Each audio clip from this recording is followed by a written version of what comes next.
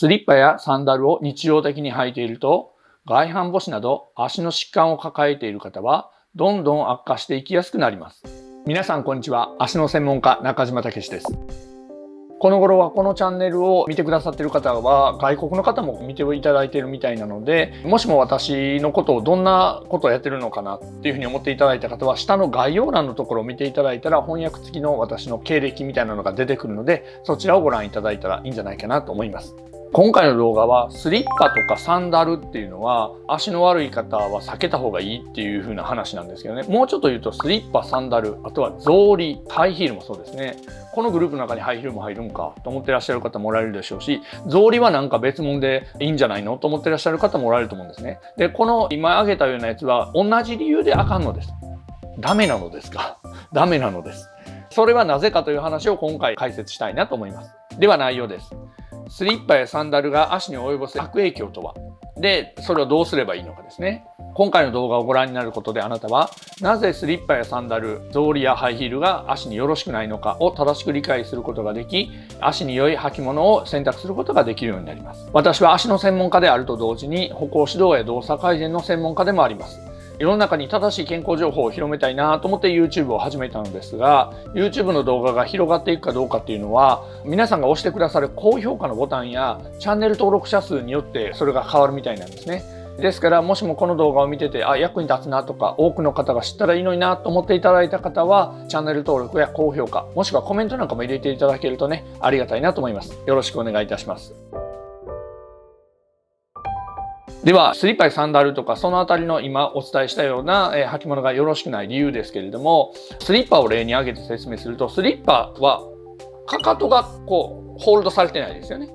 いわゆるつっかけ、この前のところでこうカバーされている履物ですよね。で、この状態の履物ってどう歩く癖になるかというと、足を持ち上げてしまうとスリッパ脱げますよね。こうポロンと落ちちゃいますよね。だから脱げないようにすり足で歩くような感じになるんですね。上に上げないですり足で歩くような形になります。そうすれば何が悪いのかというと、脱げないように足をすり足で歩くと前足部で歩く、前足部中心でここに重心をかけて歩くという形になるんですよね。で、こうすると足の基本的な使い方を大きく間違えちゃうことになるわけです。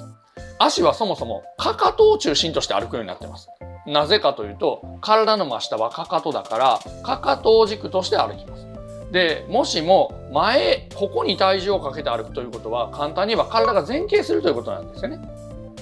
で、前傾してしまって前で歩くと、足はそもそもかかとが構造的にも場所的にも力が入って硬くて強いんですよね。で、そうすると本当は体の重心とか体重とかをここで受け持ったらそんなに問題がないのに、この弱い足の前の部分でずっと体を支えて受け持って歩いてしまうから、足の前の方の疾患が増えるわけですね。当然この中には外反母趾も含まれるし、例えば足底筋膜炎とか中足骨骨頭痛とか巻き爪とか魚の目とかもそうですね。前に荷重しすぎて歩いてる、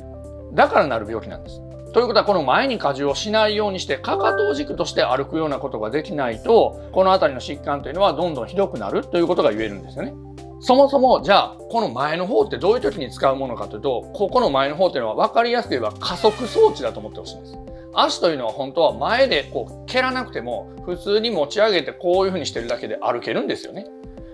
ただしスピードを上げたりとかジャンプをしたりとか、そういう時だけバーンと下で蹴るのをそれにプラスすると、その分だけブーストになるというか、その分だけパワーがついて出力が上がるという形なんです。だから普段歩いたり立ったりする場面でこの前の方に力を入れるということは基本的に必要ないんですよね。だから今実際に皆さんがもし歩く時に足をちょっと上に持ち上げるように沼地の中で足を取られないように上に抜いて歩くようなイメージね。そうやって歩いていただいたら全然問題なく歩けるはずなんですよね。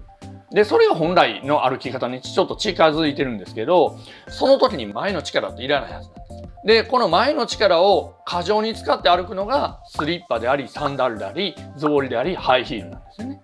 で、スリッパやサンダルはそれ分かってもらえると思うんですけど、草履はじゃあ前で指締めてるから大丈夫なんじゃないかなと思ってる方も結局同じなんです。前に力を入れるという点では一緒なんですよね。前に力を入れてるから確かに脱げにくいからちょっと持ち上げて歩く傾向ではいけるけれども、その分だけサンダルとかスリッパよりは確かにマシだけれども、前に力を入れるという傾向は同じなのであまりよろしくはないですね。ですからもしサンダルや草履履くんであれば、かかとあるやつですね。かかとにフラップとかがあって、かかとがこう止まってて、足上げてもこう脱げないようなやつにした方がいいですね。もし室内履きでスリッパを履きたかったとしても、かかともホールドされて足を持ち上げても脱げないようなやつ。